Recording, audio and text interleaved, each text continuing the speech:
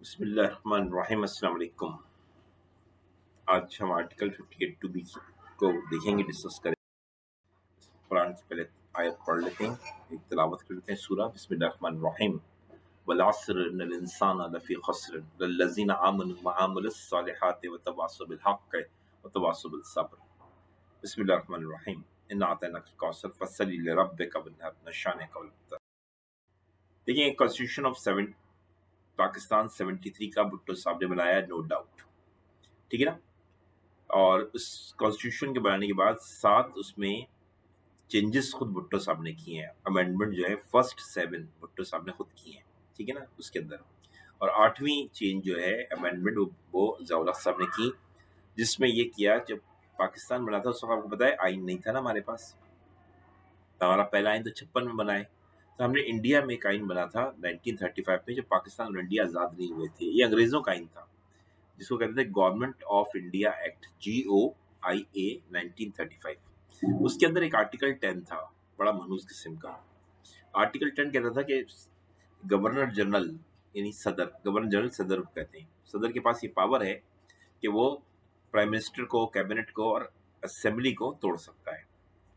ज़िया-उल-हक साहब ने क्या किया, अपने पीरियड में 8वीं अमेंडमेंट की और इसको 58B2 कहते हैं, और ये डाल दिया पावर कि ज़िया-उल-हक साहब सदर थे, और ज़िया-उल-हक ने चाहा कि मैं सदर रहूं और कोई भी प्राइम मिनिस्टर हीरो बनेगा मेरे सामने तो मैं उसको छुट्टी कर दूंगा। अपनी ताकत के लिए ये 8 अमेंडमेंट की और 58B2, जिसकी हम आज बात कर रहे हैं, उसको डाल दिया। इसके बाद आपने देखा कि बड़े प्राइम मिनिस्टरों की छुट्टियां हुई, बहुत हुई आपके सामने, ठीक है ना। फिर ये क्या नाम है, जरदारी साहब को क्रेडिट जाता है कि उन्होंने इसको ख़त्म कर दिया, ठीक है ना। अब ये 58B2 आइन के अंदर नहीं है। और 2013 में जरदारी साहब ने जो अपने पूरे 5 साल कर लिए तकरीबन, तो उन्होंने ये वापस डाल दिया, लेकिन अपने पीरियड में ये रहने दिया ताकि मेरे सामने PM डरते रहे। लेकिन जब देखा कि मेरा टेन्योर ख़त्म हो रहा है, तो उन्होंने कहा ये एक नेक काम मैं कर दूँ, तो उनको दुआएं दी जा सकती हैं इस बात के लिए कि ये 58B2 को ख़त्म करके चले गए, ठीक है। पहली जो प्राइम मिनिस्टर की छुट्टी हुई, अब ये पहली तो नहीं है, प्राइम मिनिस्टर की छुट्टी तो पास्ट में बहुत हुई है। हम 1973 के आइन के मुताबिक बात कर रहे हैं। 1973 के आइन के मुताबिक जो भुट्टो साहब ने बनाया था, फिर भुट्टो साहब को फांसी हो गई, ज़िया-उल-हक साहब ने कब्जा कर लिया। तो पहली छुट्टी जो हुई है वो 1988 में हुई है, ठीक है। 1988 में पहली छुट्टी हुई है प्राइम मिनिस्टर की। वो थी जुनेजो साहब की, जब जुनेजो साहब मुल्क से बाहर गए थे टूर पे, और वहाँ पे फिर ज़िया-उल-हक ने छुट्टी कर दी थी इनकी। तो बेचारे वापस बड़े गैर एहतराम तरीके से आए, क्योंकि ज़ाहिर उन्हें प्रोटोकॉल वगैरह नहीं मिला। तो ये ज़िया-उल-हक को चाहिए था कि पाकिस्तान जब ये आ जाते तब छुट्टी करते इनकी, लेकिन टूर पे कर दी उनकी छुट्टी। बाहर उन्होंने, ज़िया-उल-हक साहब ने बेहतर समझा होगा भाई, 90 तक, और नवाज शरीफ साहब ने हुकूमत की, तो प्रेसिडेंट उस वक्त गुलाम इसाक खान ही थे, तो उन्होंने नवाज शरीफ की छुट्टी कर दी। 2 प्राइम मिनिस्टर, अब 3 प्राइम मिनिस्टर फारिग हो गए, जुनेजो और ज़िया-उल-हक ने छुट्टी की, बेनज़ीर की छुट्टी हुई और नवाज शरीफ साहब की छुट्टी हो गई, ठीक है। 3 लोगों की छुट्टी हो गई। अब ये 73 के आइन के मुताबिक बता रहा हूँ, तो 73 के आइन के अंदर ये जो अमेंडमेंट डाली किसने थी, ज़िया-उल-हक साहब ने डाली थी, और ज़िया-उल-हक साहब ने 1985 में डाली थी, और उस 85 से लेके 93 तक देखें, 8 सालों में 3 वज़ीर आज़म की छुट्टी हो चुकी है। क्या वो 96 में बेनज़ीर फिर इलेक्शन जीत गई, और उस वक्त सदर थे फारूक लगारी। फारूक लगारी का ताल्लुक भी पीपल्स पार्टी से था, और बेनज़ीर साहब का भी, साहिबा का भी ताल्लुक पीपल्स पार्टी से था। तो वैसे तो मैं ये कहूँ कि सदर को न्यूट्रल होना चाहिए, और होता भी है, किसी पार्टी का नहीं होना चाहिए, लेकिन बहरहाल फारूक लगारी साहब पार्टी के आदमी थे। इन्होंने, इनका इख्तलाफ हुआ, फिर इन्होंने बेनज़ीर की छुट्टी कर दी। बेनज़ीर सोच भी नहीं सकती थी कि मेरे बाप के दोस्त मेरी छुट्टी कर देंगे, लेकिन बहरहाल उन्होंने, लगारी साहब ने छुट्टी कर दी बेनज़ीर की, ठीक है। अब देखें, अमेंडमेंट के ऊपर बात कर लेते हैं। 8वीं अमेंडमेंट ज़िया-उल हक साहब ने इंट्रोड्यूस की 1985 में। तो 13वीं अमेंडमेंट की नवाज शरीफ ने, जो से निकाल दिया आइन से। 17वीं अमेंडमेंट मुशर्रफ साहब ने की 2003 में, आइन में वापस डाल दिया इसको। और 18वीं तरमीम में जरदारी साहब ने इसको निकाल दिया है 2013 से। अब ये नहीं है, 7 साल से ये नहीं है। ठीक है, क्लियर होगी बात? ये नहीं, आगे बढ़ जाते हैं। अब आफ्टर 58B2 देखिए क्या है हमारे सामने। देखा तो 2 सदर गुजरे। आसिफ जरदारी बड़े पावरफुल सदर थे, क्योंकि उस जमाने में 58B2 था। हर खबरों में आसिफ जरदारी, आसिफ जरदारी, आसिफ जरदारी। अब तो इस खबरों में आसिफ जरदारी के बाद तो पता ही नहीं होता बच्चों को प्रेसिडेंट है कौन। ममनून हुसैन साहब प्रेसिडेंट बने नवाज शरीफ के पीरियड में, जाहिर बात है जरदारी के बाद जब नवाज शरीफ की हुकूमत आई तो 58B2 तो जरदारी साहब खत्म करके चले गए थे। तो इसलिए ममनून साहब सिर्फ हमें 23 मार्च को और 14 अगस्त को नजर आए। और अभी आरिफ अलवी नजर नहीं आते हैं, इमरान खान ही नजर आते हैं। इस वक्त पीएम हीरो है, पिछली दफा नवाज शरीफ हीरो थे, लेकिन सदर दोनों ममनून हुसैन और अब आरिफ अलवी दोनों बिल्कुल 58B2 जो जरदारी साहब खत्म कर गए उसके बाद ये बेचारे बिल्कुल खास खास जगहों पे नजर आते हैं। ठीक है, बिफोर 1973 अगर हम बात करें तो वही बात है, जिन्ना ने साहब ने अडॉप्ट कर लिया था। आइन था नहीं हमारे पास, जल्दी थी, आइन होना चाहिए। तो जिन्ना साहब ने 1935 का जो इंडिया को बरतानिया ने आइन बना के दिया था उसी को अडॉप्ट कर लिया था। उसके आर्टिकल 10 में ये 58B2 जैसी चीज थी। जो आर्टिकल 10 था वही आज हमारे आइन का 73 के आइन का 58B2 वही चीज है, तकरीबन सेम। ज़िया-उल हक साहब ने कोई कारनामा नहीं किया था, वो आर्टिकल 10 को कॉपी कर लिया था इस आइन के अंदर। ठीक है ना? तो मिसयूज होते हैं पावर। जब गवर्नर जनरल पावरफुल होगा तो जाहिर बात है प्राइम मिनिस्टर उससे डरेगा, और डरते हैं प्राइम मिनिस्टर की, उससे छुट्टी कर देगा। तो इसलिए प्राइम मिनिस्टर हर जगह प्रेसिडेंट को आगे आगे रखते हैं। ठीक है ना? जीजी का मतलब अब प्रेसिडेंट कहते हैं उसे, पुराने जमाने में जीजी कहते थे। इसलिए जो 1935 का जो आइन है अंग्रेजों ने जो बना के दिया बरतानिया ने, उसमें जीजी का लफ्ज लिखा है, और आइन पाकिस्तान 73 में प्रेसिडेंट का लफ्ज इस्तेमाल हुआ है। ठीक है ना? 1956 के बाद से ये पाकिस्तान में नाम बदल गए थे। 56 में ये बदल गए थे, प्रेसिडेंट हो गया था जीजी की जगह, गवर्नर जनरल की जगह प्रेसिडेंट हो गया था। भुट्टो ने आइन बनाया 1973 में, तो ये पावर थी नहीं। भुट्टो साहब ने पावर नहीं डाली थी आइन के अंदर। 73 के आइन में कोई पावर नहीं थी।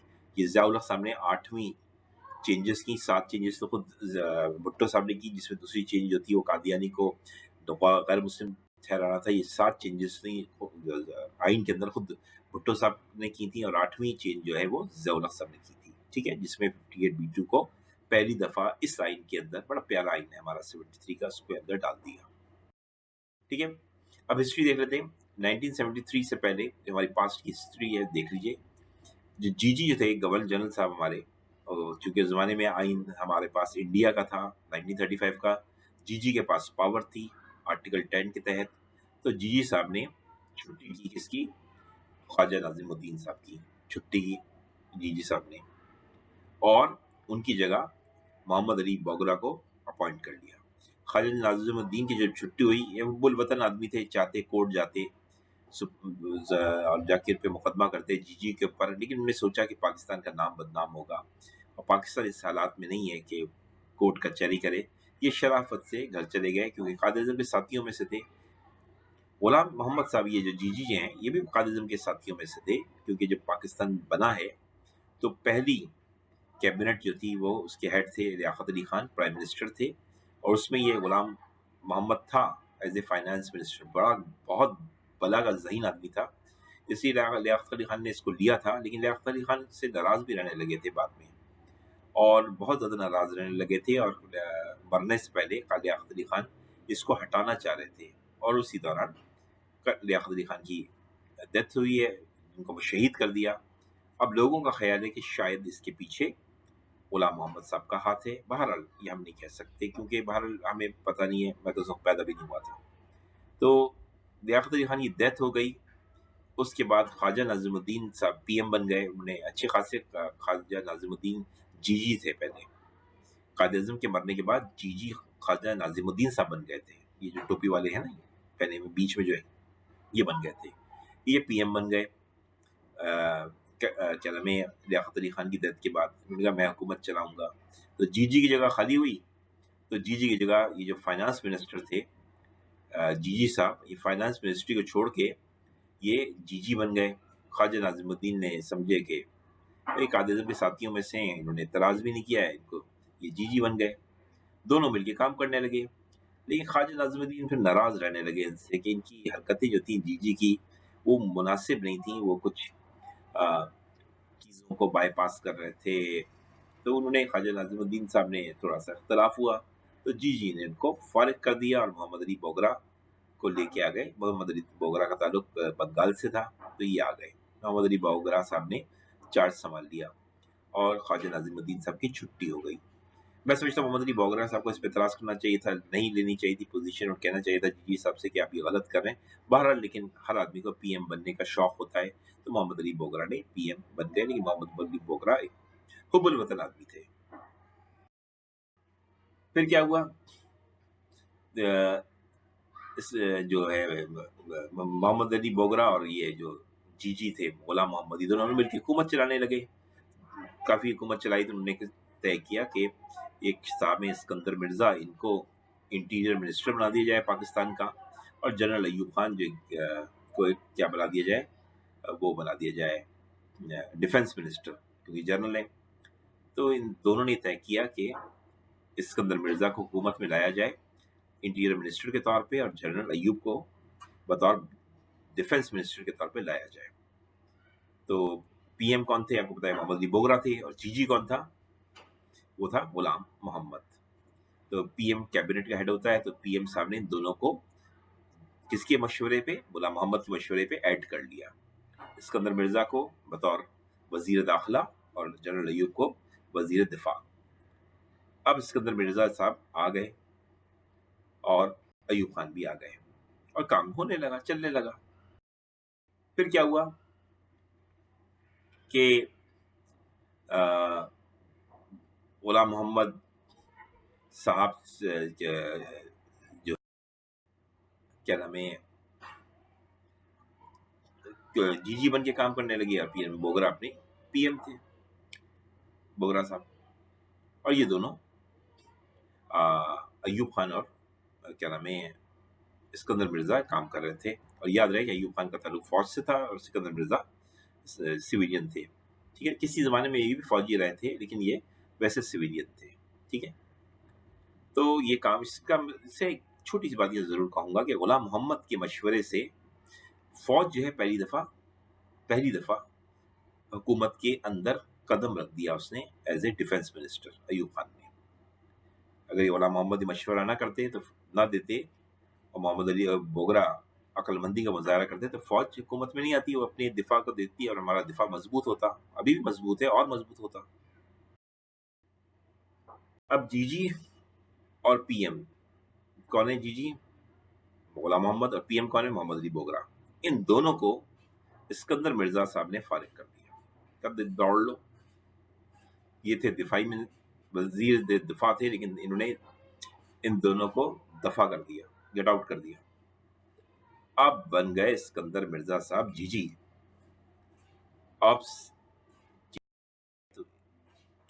इन्होंने क्या किया, देखिए आपके सामने गुलाम मोहम्मद को छुट्टी की, गुलाम मोहम्मद की कुर्सी पे बैठे हैं, अपाइज थे। उन्होंने कहा तुम तो अपाइज हो, भागो यहाँ से। लियाकत अली खान सही कहते थे, तुम्हारी जरूरत नहीं है, दौड़ो, भगा दिया। और मोहम्मद अली बोगरा को भी भगा दिया कि तुम भी भाग जाओ, तुम जो जीजी के आदमी हो, भाग जाओ यहाँ से। अब जीजी कौन है? इस्कंदर मिर्जा साहब। इस्कंदर मिर्जा साहब ने क्या किया कि खुद जीजी बन गए, तो बोगरा पीएम था, तो पीएम की जगह खाली हो गई, तो उसकी जगह उन्होंने चौधरी मोहम्मद अली को ले आए। मोहम्मद अली बोगरा को फारिग किया और चौधरी मोहम्मद अली को ये ले आए। जब चौधरी मोहम्मद अली साहब आ गए, इनके साथ काम करने लगे, तो जाहिर बात इनके साथ किसकी बनती है? इस्कंदर मिर्जा साहब डिक्टेटर थे, फौजी तो नहीं थे लेकिन डिक्टेटर थे। इन्होंने क्या किया कि इनको दिया।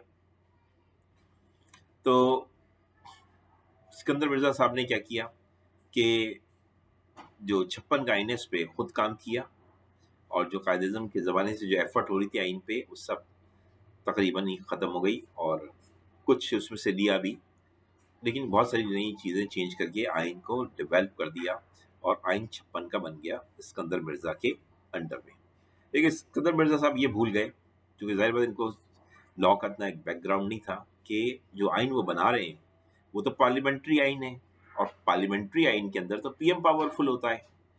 तो आइन बन गया जब, तो उनको बाद में एहसास हुआ, यार ये क्या हो गया मुझसे? आइन तो बन गया है। तो इस आइन की जो खास-खास बातें वो आप पढ़ लीजिए कि प्रेज़िडेंट, प्राइम मिनिस्टर दोनों मुसलमान होंगे। इसके आर्टिकल जो थे वो 238 थे। फंडामेंटल राइट्स दिए हुए थे। ये 23 मार्च को भी आया था ये आइन 56 के अंदर। 2 प्रोविंस बना दिए थे, मगरबी पाकिस्तान, ईस्ट पाकिस्तान, कहते हैं वेस्ट पाकिस्तान, ईस्ट पाकिस्तान, ये कॉन्सेप्ट 56 में आया था। ठीक है ना? और क्या नाम है, 2 असेंबलियाँ बनी थी, सूबाई असेंबलियाँ 2 बनी थी, कि 2 सूबे थे पाकिस्तान के। जीजी का नाम बदल के प्रेज़िडेंट कर दिया। सिकंदर मिर्ज़ा, इसका जब नाम चेंज कर दिया तो सिकंदर मिर्ज़ा को अब हम जीजी नहीं बोलेंगे। अब जीजी सिकंदर मिर्ज़ा 1956 के बाद जीजी नहीं रहे, बल्कि क्या बन गए, ये साइन के आने के बाद प्रेसिडेंट बन गया। मैं प्रेसिडेंट बोलूंगा इनको, ठीक है, अब जीजी नहीं बोलूंगा। ठीक है, सिकंदर मिर्ज़ा साहब ने प्रेसिडेंट का हल्फ भी उठा लिया। सुप्रीम कोर्ट का नाम बदल दिया, पहले फेडरल कोर्ट होता था, अब सुप्रीम कोर्ट कर दिया उसका नाम।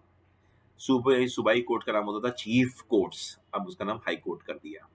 और स्पीकर जो असेंबली का होता था उससे कहते थे प्रेसिडेंट, कॉन्स्टिट्यूएंट असेंबली, उसका नाम कर दिया स्पीकर। ठीक है, नेशनल असेंबली, और कॉन्स्टिट्यूएंट असेंबली का नाम नेशनल असेंबली हो गया। ठीक है, तो ये चेंजेस की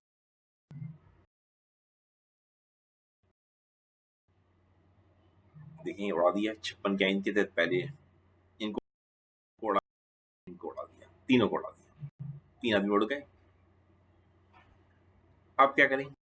अब इन्होंने, सिकंदर मिर्जा साहब ने क्या किया, 3 प्राइम मिनिस्टर को उड़ाने के बाद और आइन को भी खत्म कर दिया, और अपने बहुत प्यारे दोस्त जो कि अयूब खान थे, उनसे कहा, भाई अयूब आजा, तू फौजी और मैं प्रेसिडेंट मिलकर काम करेंगे। मैं तुझे पीएम बनाऊंगा, तू पीएम बन जा, मैं सदर बन जाऊंगा। और मार्शल लॉ लगा दिया और काम शुरू कर दिया। अब अयूब खान, आपको पता है क्या चीज थे, फौज के जनरल थे, कोई छोटी चीज तो थे नहीं। तुमने कहा, भाई तूने मुझे बुला तो लिया है, अब तू यहां से दौड़ ले, क्योंकि मैं जवान भी हूं और पहला पाकिस्तानी हूं जो चीफ बना हूं आर्मी का। उससे पहले तो अंग्रेज बनते थे पाकिस्तान में, याद रहे, याद रहे, कायद-ए-आज़म के ज़माने से लेके सिकंदर मिर्ज़ा तक जितने आर्मी चीफ आए वो पाकिस्तानी नहीं थे। अयूब खान पहला आर्मी का चीफ बना था जो पाकिस्तानी था। इसलिए सिकंदर मिर्ज़ा ने सोच लिया था कि इस आदमी को लेके आओ, ये मेरी बात मानेगा, अंग्रेज तो मेरी बात नहीं सुनेगा। पाकिस्तान की आज़ाद होने के बावजूद भी पाकिस्तान के आर्मी चीफ अंग्रेज रहे थे। अंग्रेज, क्योंकि हमारे पास इतने पढ़े लिखे लोग नहीं थे। ये पहला अयूब खान था जो आर्मी चीफ बना, और पहला है आदमी है फौज का जो फील्ड मार्शल एडमिनिस्ट्रेटर भी बना। ठीक है ना, और कैसे बना वो तो हम आपको बाद में बताएंगे। तो ये अयूब खान साहब ने कहा कि यार सिकंदर, तू छुट्टी कर, अब तेरी जरूरत नहीं है, मैं आ गया हूँ, मार्शल लॉ लग चुका है, 56 का आइन खत्म हो चुका है, अब ना कोई पीएम और ना कोई सदर, अब मैं ही हूँ मार्शल लॉ एडमिनिस्ट्रेटर, बस। सदर खत्म, क्योंकि सदर का ऑर्डर दिया था 56 के आइन ने, 56 का आइन तो खत्म हो गया। ठीक है ना, और इसके ऊपर 200 के केस में सुप्रीम कोर्ट ने भी इसकी को रेटिफाई कर दिया था। तो ये तरह से अयूब खान बिल्कुल खुश हो गए, मार्शल लॉ एडमिनिस्ट्रेटर बना दिया। कायद-ए-आज़म ने इनको कहा भी था कि फौज सरहदों की हिफाजत करने के लिए है, हुकूमत करने के लिए नहीं है। सिकंदर मिर्जा की, जैसे मैंने बताया, छुट्टी अयूब खान ने कर दी। सिकंदर मिर्जा ने चाहा भी था, जिसमें मैंने आपको बताया, कि उन्हें पीएम बना दें, लेकिन अयूब खान के ख्वाब बहुत ऊंचे थे। मिर्जा को आउट कर दिया गया। फिर सदर ने आइन बनाया 62 का, फिर सिकंदर मिर्जा को तो उन्होंने 20 ही दिन में आउट कर दिया था। ये तो मैं आपको ऐसी स्लाइड दिखा रहा हूँ। उसके बाद इन्होंने हुकूमत की, फिर बहुत साल हुकूमत की, फिर आइन बनाया 62 का, और अपने आप को एक ओहदा भी दिया चीफ मार्शल एडमिनिस्ट्रेटर का। ठीक है ना, ये देख रहे हैं, इन्होंने तो फारिग कर दिया था सिकंदर मिर्जा साहब को, और उसके बाद 58 में फारिग कर दिया था। 58 से लेके 62 तक हुकूमत की, और फिर आइन बन गया तो फिर इलेक्शन कराना पड़ा। फिर इलेक्शन जो हुआ उसमें इनके मुकाबले पे फातिमा जिन्ना आई। फिर क्या हुआ तो फिर छोड़ दें, फिर फातिमा जिन्ना हार गई। कैसे हार गई आपको बताया कि कैसे जीत सकती थी वो। जनरल अयूब खान के बारे में देख लीजिए, ये सब चीजें हैं। ये इसने काम बहुत किया, इससे इनकार नहीं है। अयूब खान ने इंडस्ट्रीज लगाई, लैंड रिफॉर्म्स उसके ज़माने में हुए, बहुत काम हुआ। पाकिस्तान ने तरक्की भी की। हमने जर्मनी को लोन दिया 12 करोड़ का। तो पाकिस्तान का पीरियड जो है वो हनी पीरियड है इंडस्ट्री के पॉइंट ऑफ व्यू से। लेकिन अगर एक काम एक कानून के तहत हो ना, अच्छा काम, तो वो अच्छा होता है। और बगैर कानून के अगर अच्छा काम हो तो वो इतना अच्छा नहीं कहलाता। ठीक है ना, अगर मैं किसी मुल्क पे कब्जा कर लूं और उस मुल्क को तरक्की दे दूं तो ये कोई तरीका अच्छा नहीं है। मतलब बहरहाल अयूब खान ने काम तो बहुत अच्छे किए, इससे इनकार नहीं है। 62 का आइन बनाने के बाद फिर 3 साल के बाद इलेक्शन हुए। फातिमा जिन्ना जो थी वो कंबाइंड ऑपोजिशन पार्टी बनी, यानी सारे लोग इकट्ठे हो गए अयूब खान के खिलाफ, और उनका लीडर कौन होना चाहिए, तो उनका लीडर ही नहीं मिला कोई। सबने मुत्तफिक होकर कहा कि फातिमा जिन्ना चूंकि जिन्ना की बहन है और उसने पाकिस्तान बनाया, शादी नहीं की, मुल्क के लिए बहुत अजीम औरत है, इसको लीडर बना दो। तो इनको कंबाइंड ऑपोजिशन पार्टी COP की हेड कौन थी, फातिमा जिन्ना बन गई, और कन्वेंशनल मुस्लिम लीग के नाम से अयूब खान ने एक पार्टी बना ली। अब कन्वेंशनल मुस्लिम लीग और कंबाइंड ऑपोजिशन पार्टी का मुकाबला हुआ आपके सामने।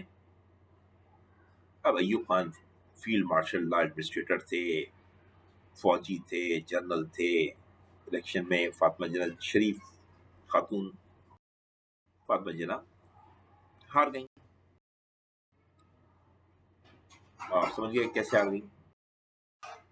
अब अयूब खान की हुकूमत बनी। अयूब खान की हुकूमत में एक साहब होते थे भुट्टो, बहुत ही भुट्टो दोस्ती थी इनकी, ये दोनों। तो भुट्टो साहब को इन्होंने, अयूब खान ने बहुत करीब किया अपने, और इनको फौरन वजीर, किसका वजीर बनाया, फौरन। ठीक है ना, जैसे आजकल शाह महमूद कुरैशी साहब हैं, तो उसमें भुट्टो थे। ठीक है, याद रहेगा भुट्टो साहब। लेकिन इनकी में इख्तलाफ आ गया जब जंग हुई 65 की। उस जंग के बाद भुट्टो में और आ गया। देखिए आप कितनी दोस्त के सारे फोटो मैंने आपको दिखाए, भुट्टो साहब बड़ी दोस्ती है। इस सबसे नीचे तस्वीर देखें तो ये पाकिस्तान के सदर हैं अयूब खान, और ये इंडिया के प्राइम मिनिस्टर हैं शास्त्री। जब जंग हो रही थी इंडिया पाकिस्तान की, ये छोटे से कद के चुन्नू मुन्नू छोटा सा आदमी जो है शास्त्री, ये जो थे इंडिया के PM थे, और ये लंबे चौड़े आदमी हमारे पाकिस्तान के सदर अयूब खान है। ठीक है, ये इनकी और पीछे भुट्टो खड़े में। भुट्टो को इस जंग में जो एग्रीमेंट हुआ था, जो रशिया ने कराया था इंडिया पाकिस्तान का, इस पे एतराज था। और जिस जंग के बाद पाकिस्तान की बहुत गुर्बत आ गई थी पाकिस्तान में, जो खुशहाल पाकिस्तान बर्बाद हो गया था, जंग का लॉस बहुत बड़ा था। रोटी नहीं थी, कपड़ा नहीं था, मकान नहीं था, तो भुट्टो साहब ने एक पार्टी बनाई और दिया रोटी कपड़ा मकान। रोटी कपड़ा मकान का नारा लगा दिया। भुट्टो और अयूब खान के अख्तलाफात बढ़े बहुत। तो क्या हुआ, अयूब खान ने सियासत को छोड़ दिया, और अयूब खान किसको, याह्या खान, जनरल याह्या खान से कहा तुम मुल्क संभालो, मैं जा रहा हूँ। जनरल याह्या खान ने मार्शल लॉ लगा दिया। मार्शल लॉ लग गया। अब 62 का आइन भी एक तरफ हो गया। याह्या खान के भुट्टो ने मुदाखलत करनी शुरू की, और याहिया खान ने कहा कि इलेक्शन करा देते हैं। इलेक्शन कराने का ज़माना आया तो उधर से बांग्लादेश भी चीख रहा था और बंगाली जो थे वो खुश नहीं थे। पाकिस्तान बनने के बाद उनकी साथ ज्यादतियाँ थोड़ी सी हुई थी। फिर उनका एक, जो है वो इलेक्शन हुआ, तारीख का इलेक्शन हुआ। शेख मुजीब रहमान लीडर था बांग्लादेश का, इधर से थे भुट्टो साहब। दोनों ने कंपटीशन किया, उसका रिजल्ट आया वो गरीब था। शेख मुजीब रहमान चश्मे वाले हैं, ये सीटें जीत गए और भुट्टो साहब 81 सीटें भुट्टो साहब ने जीती और 160 शेख मुजीब ने जीती। तकरीबन डबल का फर्क था। अब पीएम बनना था शेख मुजीबुर रहमान को, भुट्टो साहब नहीं बन सकते थे। तो तय यह हुआ कि इलेक्शन में मसले मसाइल खड़े हो गए हैं, अब पीएम किसको बनाएं। तो बज़ाहिर तो शेख मुजीबुर रहमान का हक था। ये शेख कुछ इल्जामात वो ये थे कि ये रॉ से मिला हुआ है, इसलिए इसको अगर हुकूमत दे दी तो ये पाकिस्तान का बेड़ा गर्क कर देगा। शेख मुजीब कहता था मैं रॉ का नहीं हूँ, मैंने तो कादिज़म के साथ काम किया है, मैं तो हुब्बुल वतन हूँ। बाहर एक नया झगड़ा खड़ा हो गया और झगड़े खड़े होने में इंडिया की बांग्लादेश और पाकिस्तान की दोनों की लड़ाई शुरू हो गई। मुल्क एक है लड़ रहा है, मुल्क एक है लड़ रहा है, मुल्क एक है लड़ रहा है, मुल्क एक है लड़ाई हुई, मुल्क एक है लड़ाई हुई। इस लड़ाई को बांग्लादेश को इंडिया ने सपोर्ट किया और फिर इंडिया खुद इस जंग में कूद पड़ा और पाकिस्तान इस जंग हार गया। 16 दिसंबर को पाकिस्तान के दो टुकड़े हो गए और बांग्लादेश पाकिस्तान से हट गया। बहुत कादिज़म रोए होंगे, यकीनन उस वक्त कादिज़म नहीं थे, लेकिन वो रोते रहे होंगे यकीनन, ये क्या हो गया, मैंने एक मुल्क बनाया था, मेरी जाने के बाद इन लोगों ने क्या किया। वो कादिज़म से ज़्यादा दुखी कौन होगा इस जंग के बाद जो हुआ। पाकिस्तान के दो टुकड़े हो गए, आज भी दो टुकड़े पाकिस्तान के। बांग्लादेश एक अलग मुल्क है, इकोनॉमी वाइज हमसे आगे निकल गया है। ये किताब ज़रूर पढ़िएगा, इसमें बड़ी अच्छी कहानियाँ लिखी हैं। बांग्लादेश क्यों टूटा, ये किताब बहुत प्यारी है, इसे पढ़ना चाहिए। हम सारा इल्ज़ाम फौज पे डाल देते हैं, ये गलत है। ये किताब पढ़े तो पता लगेगा इसमें इंडिया की पूरी प्लानिंग थी, इसकी वजह से बांग्लादेश टूटा। अब ये कंट्री के दो टुकड़े हो गए, दो झंडे बन गए, अब बांग्लादेश अलग है, हम अलग हैं भाई। अब क्या हुआ, जब रिजल्ट आपको याद ही है, पहले नंबर पे शेख मुजीबुर रहमान जीत गए थे, दूसरे नंबर पे भुट्टो थे, तो दोबारा इलेक्शन नहीं हुए। जनरल याहिया ने रिजाइन कर दिया और भुट्टो साहब को, जो अमेरिका में थे उस वक्त, बुलाया गया, प्लेन भेजा पीआईए गया, इनको लेके आया, भुट्टो साहब आए, उनसे कहा आप चीफ मार्शल एडमिनिस्ट्रेटर बन जाइए। भुट्टो साहब ने कहा मैं तो फौजी नहीं हूँ। वो कहा बन जाइए भाई, हम कह रहे हैं बन जाइए, बन जाए आप। तो भुट्टो साहब फौज के आदमी तो नहीं है, लेकिन चीफ मार्शल एडमिनिस्ट्रेटर बन गए, इसलिए इनको कहते हैं सिविल चीफ मार्शल एडमिनिस्ट्रेटर। एक नई पोस्ट क्रिएट की गई और भुट्टो साहब फौज के चीफ बन गए और हुकूमत संभाली। कोई सदर नहीं और कोई प्राइम मिनिस्टर नहीं, क्योंकि जब मार्शल एडमिनिस्ट्रेटर होता है तो सदर और प्राइम मिनिस्टर की जरूरत नहीं होती। ठीक है, और याहिया खान ने रिजाइन कर दिया, चले गए याहिया खान। पाकिस्तान के दो टुकड़े हो गए थे इनके पीरियड में। तो भुट्टो साहब जब याहिया खान गए और भुट्टो ने चार्ज संभाला तो भुट्टो ने छुट्टी कर दी। उस वक्त नूरुल अमीन साहब थे वजीर आजम। तो मार्शल एडमिनिस्ट्रेटर के सामने ना वजीर होता है ना सदर होता है, तो नूरुल अमीन साहब ने बोरिया बिस्तर उठाया और चले गए। अब भुट्टो साहब अकेले हैं चीफ मार्शल एडमिनिस्ट्रेटर।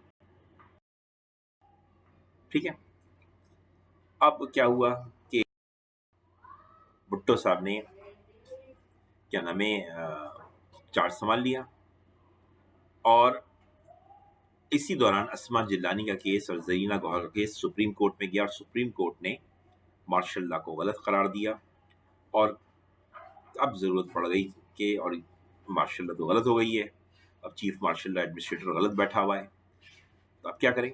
भुट्टो साहब का मसला आ गया, तो जल्दी जल्दी जल्दी जल्दी जल्दी जल्दी जल्दी 1972 का एक आइन बनाया गया और प्रेसिडेंशियल फॉर्म आइन था ये। और भुट्टो साहब ने ये आइन की तैयार करवा के जब ये आइन बन गया तो भुट्टो साहब पहले सदर बन गए इस आइन के मुताबिक।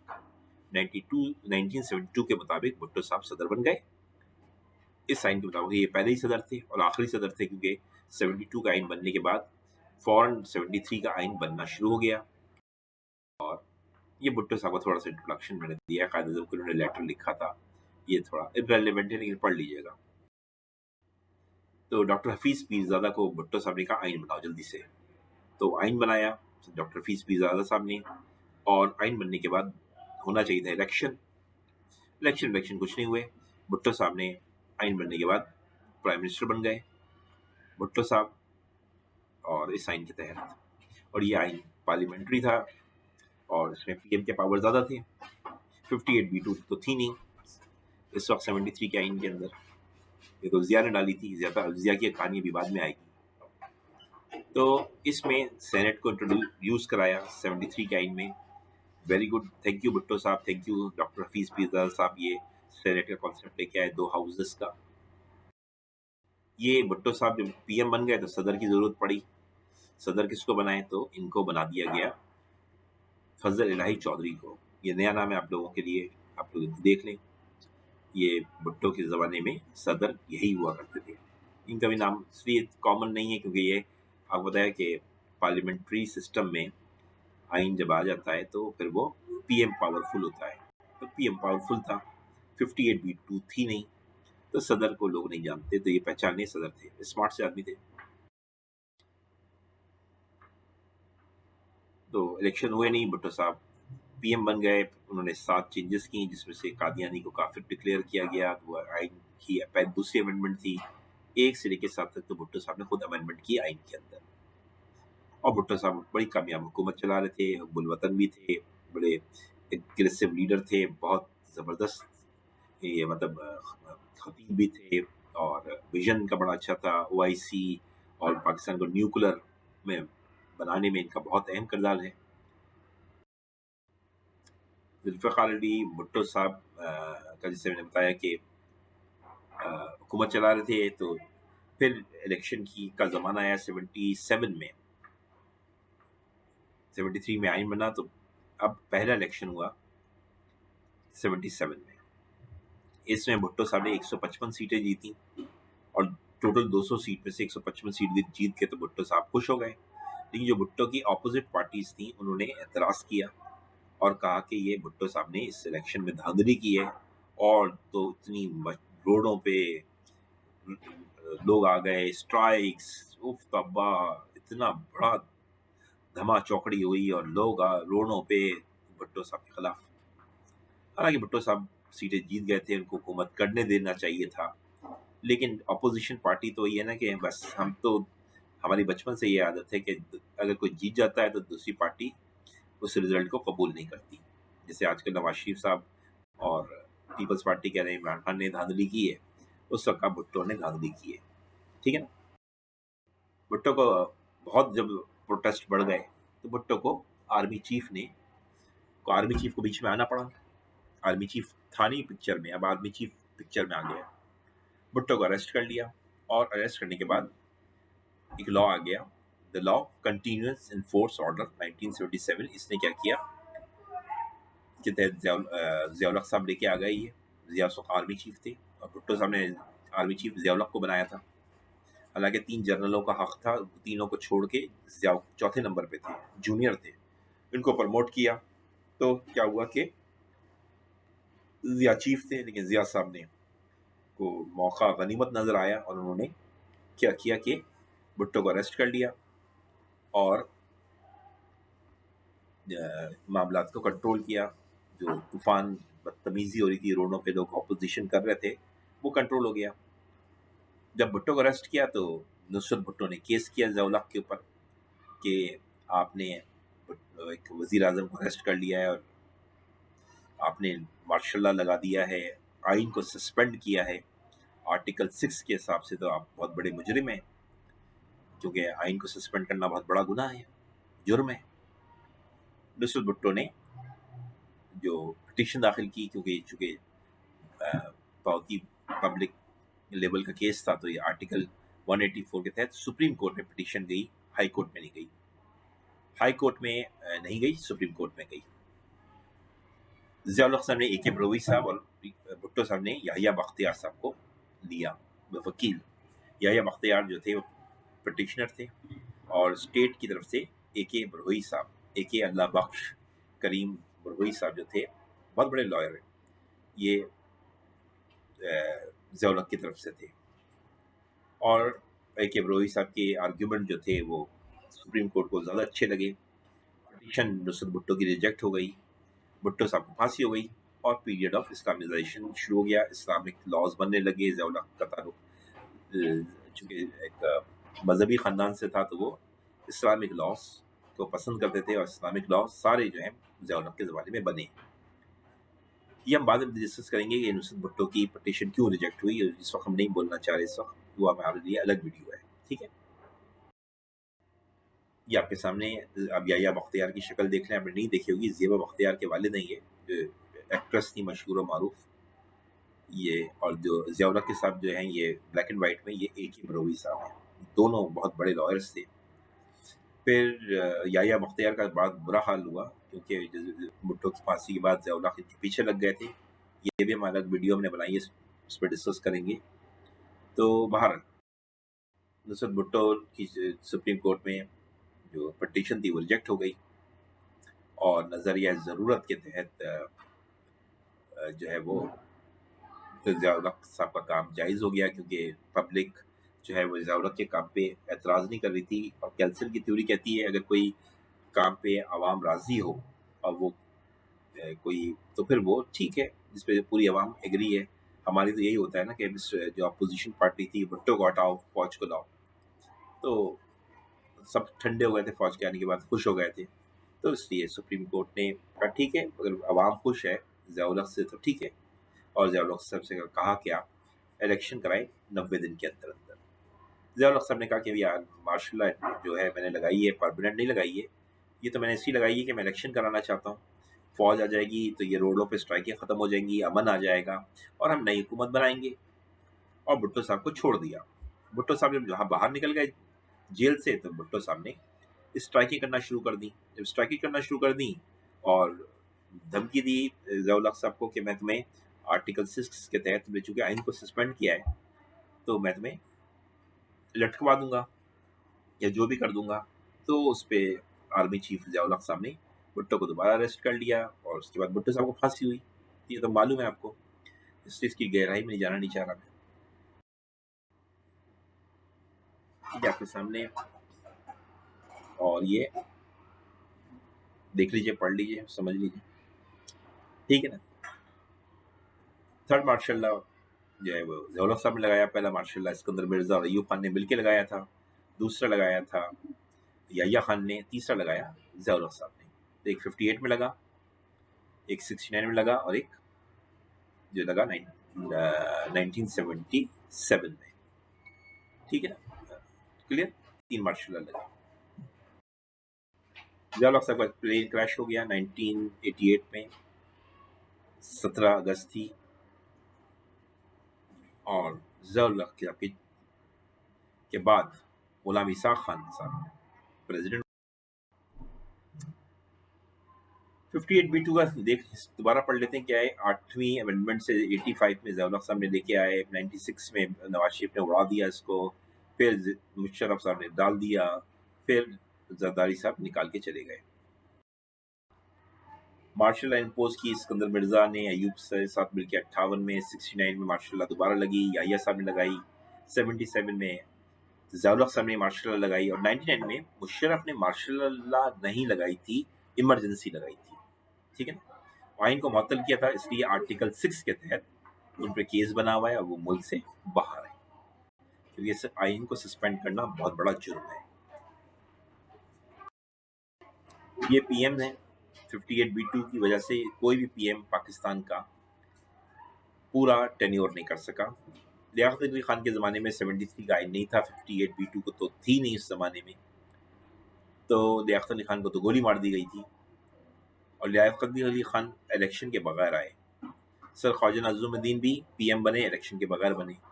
ये पाकिस्तान की हिस्ट्री देखिए, दो बातें इसमें नजर आ रही हैं। तो ये कि पीएम बन रहा है बगैर इलेक्शन के और मुद्दत पूरी नहीं कर रहा। मोहम्मद अली बोगरा नो इलेक्शन, ठीक है ना। चौधरी मोहम्मद अली नो इलेक्शन, ठीक है ना। तो ये चारों जब ये के बारे में एक साथ मैंने इसी रखा है कि इस वक्त ये 56 का आइन नहीं था और इंडिया का आइन चल रहा था, और आर्टिकल 10 था 1935 का गवर्नमेंट ऑफ इंडिया एक्ट, उनकी इस तहत छुट्टी हुई सिवाय लियाकत अली खान के, जो कि खुद शहीद हो गए थे। तो जाहिर बात है उनकी छुट्टी नहीं कर सका, और उनकी भी छुट्टी हो जाती। ये बेचारे जो हैं इनकी भी छुट्टी हुई। हुसैन शेवर्दी, इब्राहिम इस्माइल चौधरीगर, सरफरोज खान नून, नूरुल अमीन, सब छुट्टी हुई, ठीक है ना। लेकिन नूरुल अमीन साहब के लिए याद रखिए, ये इलेक्शन से आए थे। 77 में जो इलेक्शन हुआ था, तो सॉरी जो 1906 जो यहिया खान ने इलेक्शन कराया था, तो उसमें ये पीएम बने थे। ये बाकायदा इलेक्शन से आए थे, ठीक है। तो ये इनकी भी ये बेचारे का टेन्योर भी 13 दिन का था, ठीक है। फिर पता है चार्ज जो है, जंग खत्म हुई तो चार्ज जो है वो जंग का वो बाद जो है वो भुट्टो साहब को चार्ज दे दिया गया था और उनको चीफ बना दिया था, मार्शल एडमिनिस्ट्रेटर। तो उन्हें लोगों ने इतराज किया, तो उन्हें फिर सिविल चीफ मार्शल एडमिनिस्ट्रेटर बना दिया। फिर जुल्फ़िकार अली भुट्टो साहब जब पीएम बने तो वो बगैर इलेक्शन के बने थे, लेकिन 77 में वो इलेक्शन जीत गए थे इस इलेक्शन को, लेकिन अवाम ने कबूल नहीं किया। उसके बाद भुट्टो साहब को 77 के बाद जेल रही उनके बेचारे के पास। फिर 85 में जुनेजो साहब इलेक्शन के थ्रू आए और 85 में जुनेजो साहब पीएम बने, लेकिन इनकी छुट्टी हो गई। ये पहली छुट्टी थी जुनेजो साहब की, जो 58B2 के तहत हुई, जो आइन में ज़ियाउल हक साहब ने डाली थी 1985 में। 1988 में बेनज़ीर की छुट्टी हुई, ये भी आइन 73 आइन से हुई, जो मुझे ज़ियाउल हक साहब ने ऐड किया था 58B2। 73 का आइन तो भुट्टो साहब ने बनाया है, लेकिन उसमें ये चेंज जो डाली है वो ज़ियाउल हक साहब ने डाली थी 58B2। फिर नवाज शरीफ की फिर बेनज़ीर की छुट्टी हुई, फिर नवाज शरीफ की छुट्टी हुई। तो कहना ये कि ये पाकिस्तान के देख कोई अब देखते जाइए